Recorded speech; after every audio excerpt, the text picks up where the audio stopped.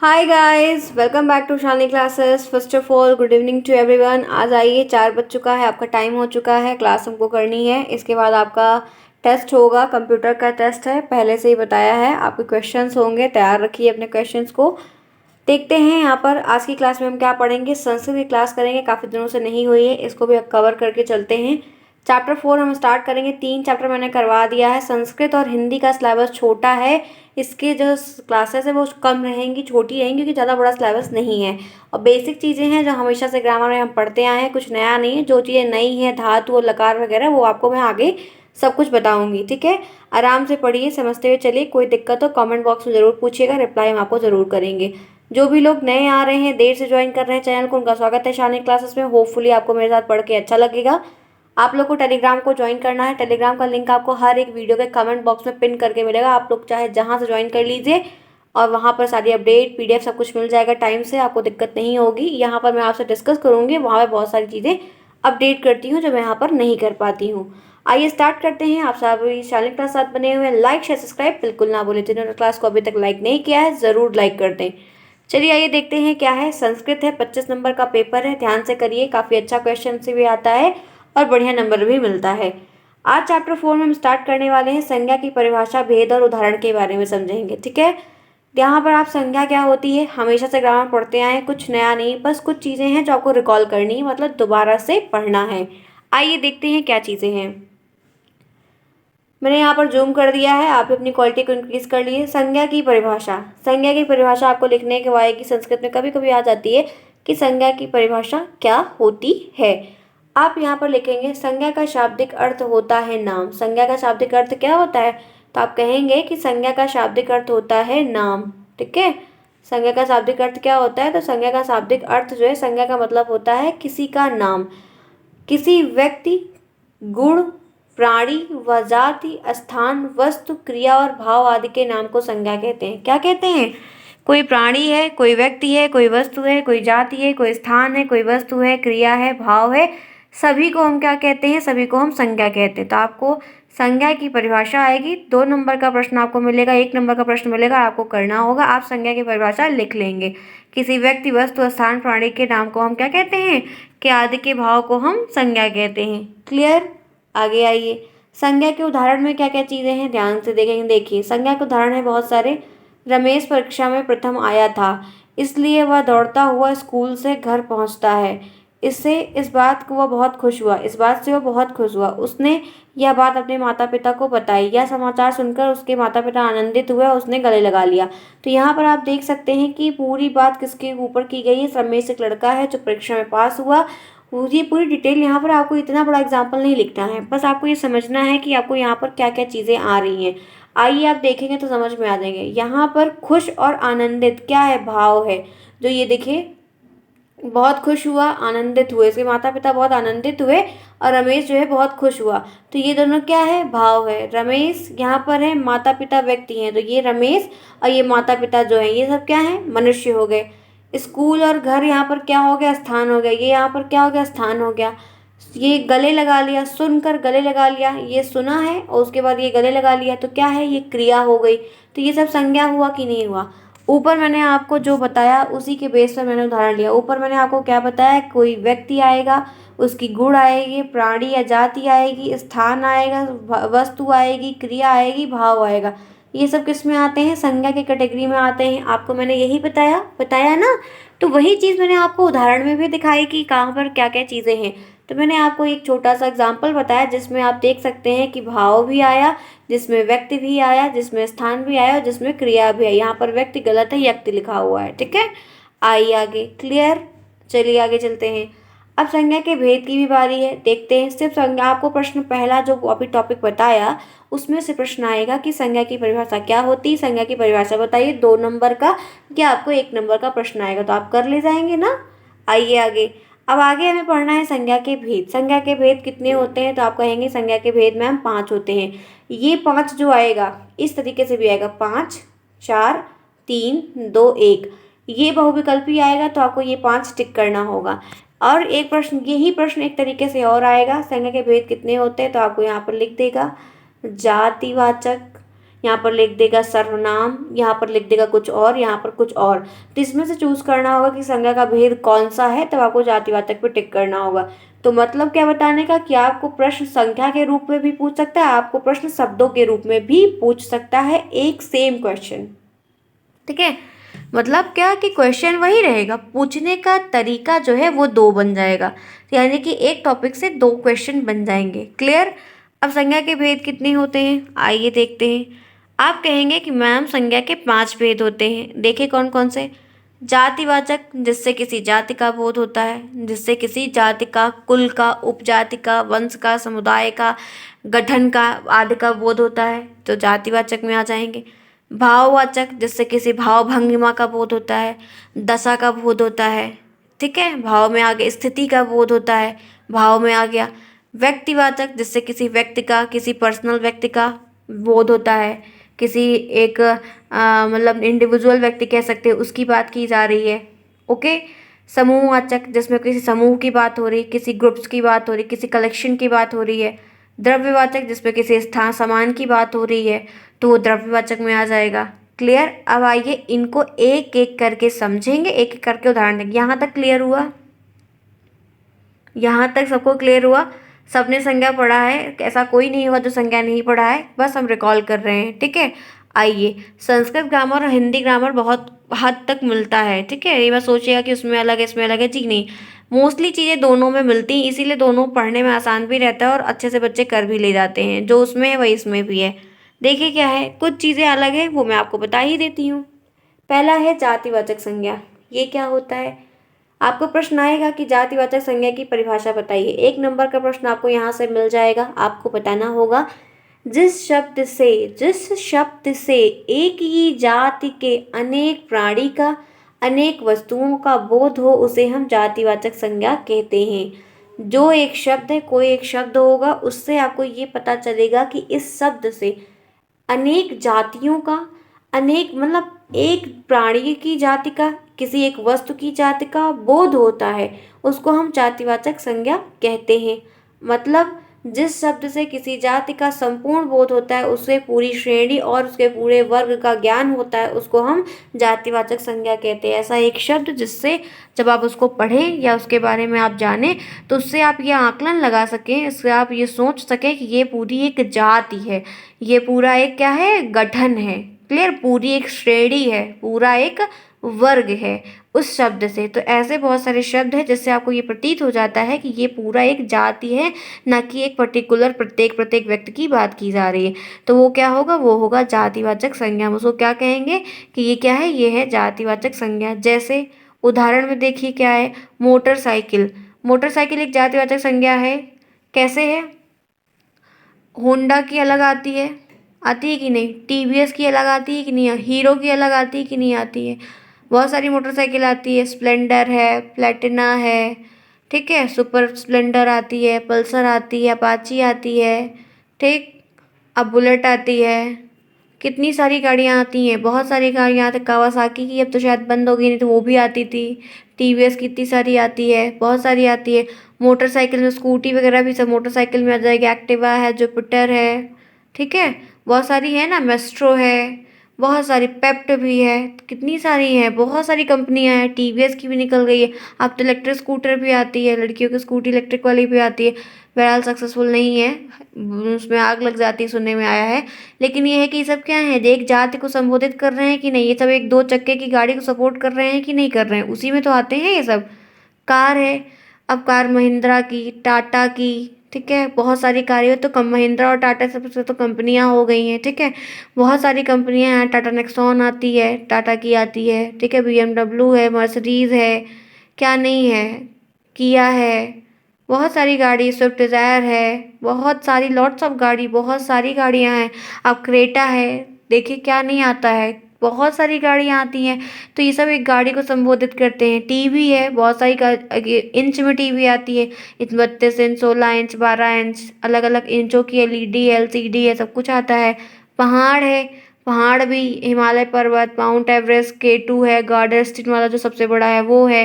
हिमालय में बहुत सारे पहाड़, ये पहाड़ वो पहाड़, सतपुड़ा पहाड़, कितना सारा पहाड़ है, बहुत पहाड़ है। तालाब है, पॉन्ड है, बहुत सारे पॉन्ड है, बहुत सारी लेक है।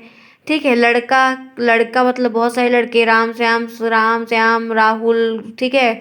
अब ये वो लड़की है, सीता गीता रीता मीता चीता, जो भी हो सारी लड़कियां ढेर सारी हो गई। ठीक है। चीता नहीं होता फिलहाल। घोड़ा है, बहुत सारे घोड़े कैटेगरी के आते हैं, आते होंगे ना, वो घोड़ों की भी तो जो जाति होती होगी बहुत सारी। शेर है, अलग अलग आते हैं। तो ये सब क्या है, सब जाति को संबोधित करते हैं। ठीक। क्लियर। तो जातिवाचक समझ गए ना। आइए आगे चलते हैं। नेक्स्ट, भाववाचक क्या है, भाववाचक के बारे में भी देख लेते हैं। जिस शब्द से किसी के गुण, दशा, बोध, स्वभाव, भाव आदि का बोध होता है वहां पर हम भाववाचक संज्ञा लगाते हैं। अर्थात जिस शब्द से किसी वस्तु के बारे में, प्राणी के बारे में, उसकी दशा के बारे में, भाव के बारे में पता चलता है उसको हम भाववाचक संज्ञा कहते हैं। यही कहते हैं जिसके किसी कोई आदमी है, सपोज कर लीजिए क्या है, कोई आदमी है, तो आपको उस आदमी का क्या भाव है, उस आदमी की कैसी दशा है, उस आदमी का क्या रंग है, उस आदमी का क्या गुण है, उस आदमी का स्वभाव कैसा है, आप जब उससे बात करते हैं तो आपको उसके बारे में पता चलता है ना। तो वही चीज़ यहाँ पर क्या है, भाववाचक संज्ञा में आ जाती है। उदाहरण में जैसे गर्मी है, तो गर्मी क्या है, आपको गर्मी महसूस होती है। भाव क्या होता है, महसूस होता है। कोई आपसे अच्छी तरीके से बात कर रहा है, ये बात आपको महसूस होती है ना। कोई आपसे बहुत प्यार से बात कर रहा है तो ये बात आपको महसूस होती है ना। ऐसे गर्मी है, आपको फील हो रहा है तो गर्मी है, तो यहाँ पर एक भाव की बात आ जाएगी कि बहुत गर्मी है। फिर मतलब ये गर्मी जो यहाँ पर है ये दशा में आएगा। गर्मी किस में आएगी, दशा में आएगी। सर्दी है, ठंडी लग रही है, तो ये भी क्या है, ये भी एक दशा में आ जाएगा। मिठास है, अब मिठास यहाँ पर क्या है, मिठास आप गुड़ बता देंगे, मिठास जो है गुड़ में आ जाएगा। खटास है, वो भी गुड़ में आ जाएगा। नींबू खट्टा होता है, नींबू का गुड़ क्या खट्टा है। चीनी का गुड़ क्या है, वो मीठा है। हरियाली है, तो हरियाली क्या है, आप हरियाली को क्या कहेंगे, ये भी एक जो है आप कह सकते हैं कि स्थिति परिस्थिति में आ जाएगा। हरियाली है, एक अच्छी तरीके की भाव है। हरियाली दिखने का अपना प्रकृति का एक अपना नेचर है। सुख है, सुख भाव में आ जाएगा। सुख दुख ये सब किस में आ जाएंगे, भाव में आ जाएंगे। कोई दोष है तो वो दोष में आ जाएगा। तो मतलब ये है कि जिससे आपको भाव, जो आपको जो सेंटेंस आप पढ़िए या आपको कोई शब्द दिया हो उससे आपको ये प्रतीत हो कि यहाँ पर उस शब्द से आपको गुण की झलक दिखेगी, उसमें गुण की बात की जा रही, आपको उसमें दोष की बात दिखे, आपको उसमें दशा की बात दिखे, आपको उसमें स्वभाव की बात दिखे, उसमें आपको भाव की बात दिखे, तो आप ये अनुमान लगा लेंगे कि ये क्या है, ये भाववाचक संज्ञा है। कौन सी संज्ञा है, भाववाचक संज्ञा है। क्लियर। दूसरी संज्ञा भी मैंने आपको यहाँ पर बता दी। किसी को कोई प्रॉब्लम है, होनी नहीं चाहिए क्योंकि बहुत ही आसान है। अगर कोई दिक्कत होती तो आप कमेंट बॉक्स में ज़रूर पूछिएगा। चलिए आगे इसी के साथ आगे बढ़ते हैं, देखते हैं नेक्स्ट क्या है, व्यक्तिवाचक संज्ञा। प्रश्न बहुत सारे आते हैं, सभी संज्ञाओं की परिभाषा लिखने को आ जाता है हर बार अलग अलग, कभी किसकी पूछ लेगा तो कभी उसकी पूछ लेगा और आपको उदाहरण लिखना होगा। एक बात ध्यान रखिएगा कि आप जब भी पेपर दीजिए तो ये ज़रूरी नहीं है कि वहाँ पर आपसे एग्जाम्पल पूछा गया हो तभी आप एग्जाम्पल लिखिए। आपको एग्जाम्पल आ रहा है, आपको एग्जाम्पल पता है, तो परिभाषा अगर पेपर में कहा गया है कि परिभाषा लिखिए, लेकिन आप परिभाषा के साथ एग्जाम्पल भी लिखेंगे तभी आपको पूरा नंबर और एक अच्छा नंबर मिलेगा। तो देखिए यहाँ पर बात हो रही है व्यक्तिवाचक संज्ञा की। व्यक्तिवाचक संज्ञा होती क्या है, तो आप यहाँ पर कहेंगे कि जिस शब्द से किसी विशेष व्यक्ति के, वस्तु का, स्थान का आदि का बोध होता है उसको हम व्यक्तिवाचक संज्ञा कहते हैं।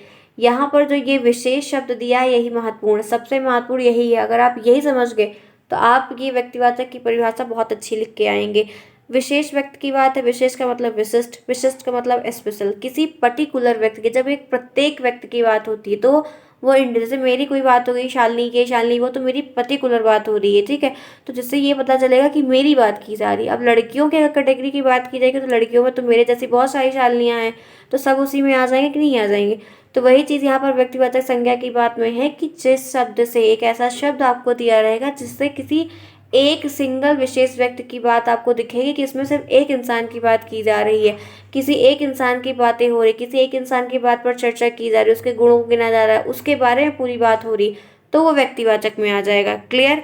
अर्थात यहाँ पर क्या दिया गया है, देखते हैं। जिस संज्ञा शब्द से किसी विशेष व्यक्ति का, स्थान का, वस्तु का, व्यक्ति के नाम का पता चले वहाँ पर व्यक्ति, एक ऐसा शब्द आपको दिया रहेगा जिससे आपको उसकी व्यक्ति का, स्थान का, वस्तु का, व्यक्ति का पता चले, तो वो होता है व्यक्तिवाचक। उदाहरण क्या है, जैसे भारत, तो भारत क्या और भी जगह है, इतनी सारी आपको देख सकते हैं कि कंट्रियां हैं, तो उस कंट्री में ये देश आता है। हम लोग एशिया में रहते हैं, कहाँ रहते हैं हम लोग, एशिया कॉन्टिनेंट में रहते हैं, और यहाँ पर हमारी कंट्री का नाम इंडिया है, भारत है। तो क्या और भी भारत है क्या, नहीं है ना।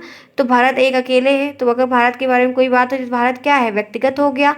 ठीक है, भारत क्या हो गया, व्यक्तिगत हो गया। अगर लेकिन देश की बात आती तो देश तो फिर जातिवाचक हो जाता, क्योंकि बहुत सारे देश हैं। तो अगर पर्टिकुलर भारत देश की बात हो रही है तब तो भारत हमारा व्यक्तिवाचक है, लेकिन अगर सिर्फ देश की बात हो रही है तो जातिवाचक में आया ना, क्योंकि चाइना भी तो एक देश है, अमेरिका भी तो एक देश है, रूस भी तो एक देश है कि नहीं है? तो उसी तरीके से क्लियर। जैसे गोवा है, अब गोवा एक राज्य है, पूरे यूपी में इतने सारे राज्य के बारे में अब आपने देखा है, सॉरी पूरे भारत में इतने सारे राज्यों के बारे में आपने, 28 राज्य प्रेजेंट टाइम पे है। कितने राज्य हैं? 28 राज्य हैं इस समय टोटल। तो 28 राज्य में गोवा की अगर अलग से बात लिख गई है तो इसका मतलब गोवा यहाँ पे व्यक्तिवाचक संज्ञा हो गया। अगर राज्य की बात लिखी गई थी, भारत देश के राज्य, तब तो ये गोवा भी उसी में आ जाता, लेकिन यहाँ पर गोवा लिख दिया गया इसलिए व्यक्तिवाचक है। दिल्ली है, दिल्ली में भी आप देख सकते हैं कितनी सारी चीज़ें हैं। इसी तरीके से दिल्ली है, भारत है, महात्मा गांधी है। अब महात्मा गांधी एक फ्रीडम फाइटर थे, ठीक है, महात्मा गांधी क्या थे, फ्रीडम फाइटर थे। अगर महात्मा गांधी का इंडिविजुअल नाम लिखा गया है तो इससे झलक रहा है कि महात्मा गांधी की बात की जा रही। लेकिन अगर कहा जाएगा कि स्वतंत्रता सेनानियों का नाम लिखे तो उसमें महात्मा गांधी भी आ जाएंगे, तब तो महात्मा गांधी जातिवाचक में गिने जाएंगे। लेकिन अगर महात्मा गांधी लिखा हुआ है तो व्यक्तिवाचक में गिने जाएंगे, क्योंकि यहाँ पर सिंगल बात महात्मा गांधी की हो रही है। कल्पना चावला स्पेस पे गई थी, कल्पना चावला की ये देख सकते हैं, कल्पना चावला के जैसे बछेंद्री पाल, मतलब कल्पना चावला है, सुनीता विलियम्स है, बहुत सारे लोग अब तक जा चुके हैं। तो क्या हुआ, जब उसकी बात होगी तो वो पूरे पर्टिकुलर में बहुत सारे लोग, लेकिन अगर कल्पना चावला की अलग से बात होगी तो यहाँ पर वो व्यक्तिवाचक में आ गई। महेंद्र सिंह धोनी है, इतने सारे क्रिकेटर हैं, राहुल द्रविड़ थे, सचिन तेंदुलकर हैं, मतलब हैं अभी भी हैं, खेलते नहीं, वो बात की बात है। सचिन तेंदुलकर, सौरव गांगुली है, सहवाग है, ठीक है, ये सब क्या, सब क्रिकेटर हैं। तो क्रिकेटर्स की जब बात होगी तब तो वो जाति में आ जाएंगे, लेकिन अलग से महेंद्र सिंह धोनी की बात हो रही तो व्यक्तिवाचक में आ गए। विराट कोहली है, सुरेश रैना है, पांड्या है, बहुत सारे लोग हैं, ठीक है। फिर उसके बाद रामायण की बात हो रही है, गीता की बात हो रही है, रामचरितमानस की बात हो रही है। यहाँ पर पर्टिकुलर लिखा हुआ तो रामायण धार्मिक ग्रंथ में आएगा, गीता आएगी, रामचरितमानस आएगा, पुराण आएगा, भगवत गीता आएगी, सब कुछ आएगा। लेकिन अगर पौराणिक किताब, महाकाव्य का नाम आ जाएगा, पौराणिक किताब आ जाएगा, धार्मिक किताब आ जाएगा, तब तो क्या होगा, ये तीनों जाति में चला जाएगा। लेकिन यहाँ पर इनकी बात कर ली गई है तो ये किस में आएंगे, व्यक्तिवाचक में आएंगे। तो समझ में आया दोस्तों कि व्यक्तिवाचक क्या होता है, जातिवाचक क्या होता है? क्लियर है यहाँ तक? बताइए आप लोग, मुझे उम्मीद है कि सबको क्लियर आएगा, समझ पाएंगे कि यहाँ पर क्या बात की जा रही। हमने हमेशा से पढ़ा है संज्ञा के प्रकार, आज हम सिर्फ रिवाइज कर रहे हैं, इसी टारगेट को लेकर चलिए आगे आइए। फोर्थ है समूहवाचक। क्या मतलब है समूहवाचक का? इससे समुदाय वाचक संज्ञा भी कहते हैं। समूहवाचक संज्ञा कहा गया है, समुदाय, दोनों एक ही है, ठीक, कंफ्यूज मत होइएगा। जो शब्द संज्ञा किसी समूह या समुदाय का बोध करते हैं, संज्ञा का एक ऐसा शब्द जिससे आपको किसी समूह का या किसी समुदाय का बोध होता है, उसको हम क्या कहते हैं, उसको हम कहते हैं समूहवाचक संज्ञा, ठीक है, उसे समूहवाचक संज्ञा कहते हैं। अर्थात जो शब्द किसी विशिष्ट एक ही वस्तु के समूह या वर्ग या जाति का बोध करता है उसको समूहवाचक संज्ञा कहते हैं। समूहवाचक संज्ञा का कुछ गुण जातिवाचक संज्ञा से भी मिलता है, ठीक है। जातिवाचक संज्ञा और समूहवाचक संज्ञा कभी कभी एक लगती है, आपको ध्यान रखिएगा। जैसे यहाँ पर क्या है, गेहूं का ढेर, तो गेहूं का ढेर कोई जाति में नहीं गिनेंगे, क्योंकि गेहूं गेहूं होता है एक प्रकार से, ठीक है। तो समूह की बात हो गई। लकड़ी का गट्ठर, तो लकड़ी का गट्ठर भी जातिवाचक में नहीं गिनेंगे, वो समूह में ही गिनेंगे, क्योंकि ढेर सारी लकड़ियां हैं, लकड़ी का गट्ठर रखा है। विद्यार्थियों का समूह होता है, ठीक है, विद्यार्थियों का क्या होता है, समूह होता है। भीड़ है, सेना है, खेल है, तो इससे क्या है, भीड़ में बहुत सारे लोग हैं, लड़कियां भी, बच्चे भी हैं, बुजुर्ग भी हैं, बुढ़िया भी, आंटी, दादी, चाची, माई, सब हैं। तो क्या है, ये सब किस में आ जाते हैं, सब समूह में आ जाते हैं। सेना है, तो सेना में जवान लड़कियों की भी सेना है, छोटे स्कोप है, बड़ा स्कोप है, सब कुछ है, मतलब काफ़ी चीज़ें हैं। तो सेना में क्या है, समूहवाचक में आ जाएगा, क्योंकि कई सारे लोगों की बात हो रही। खेल है, खेल भी समूहवाचक में आ जाएगा, बहुत सारे खेल हैं। तो जहाँ पर किसी समुदाय की बात की गई हो, जहाँ पर एक से ज़्यादा 3-4 लोग हों, जिनको लोगों को इकट्ठा करके ये चीज़ हो रही हो, एक से ज़्यादा मोर देन थिंग्स वहाँ पर हो, तो वो भी समूह में आ जाता है, ठीक है। ये क्या है, कलेक्टिव नाउन होता है, क्लियर। तो यहाँ पर हम बात कर रहे थे किसकी, समूहवाचक संज्ञा की। तो चौथा भी क्लियर हो गया, उदाहरण भी मैंने बता दिया। अब आइए एक और देखते हैं, ये लास्ट टॉपिक है, तो ताकि मैंने आज आपको क्या क्या बताया, संज्ञा क्या होती है वो बता दिया और प्रकार बता दिया, ठीक है। द्रव्यवाचक में देखिए क्या है, इससे क्या मतलब है, जो संज्ञा शब्द किसी द्रव्य पदार्थ या धातु का बोध करते, कोई संज्ञा शब्द है जो किसी द्रव्य पदार्थ का या किसी धातु का बोध कराएंगे, उनको हम द्रव्यवाचक कहते हैं। मतलब जो शब्द किसी पदार्थ की धातु या द्रव्य को दर्शाते हैं, जिससे ये पता चलता है कि ये धातु की है, ये कोई धातु है, जिससे ये पता चले कि कोई पदार्थ की बात हो रही है, ठीक है, तो उसको हम द्रव्यवाचक कहते हैं। जैसे गेहूँ, तेल, पानी, सोना, चांदी, दही, स्टील, घी, लकड़ी, सब क्या है, ये सब द्रव्य की बात हो रही है। धातु की, दही क्या है, द्रव्य पदार्थ में होता है, थक्का भी होता है, वैसे भी होता है। स्टील है, घी है, लकड़ी है, चांदी है, सोना है, पानी है, तेल है, तो ये सब क्या है, द्रव्यवाचक संज्ञाएं हैं।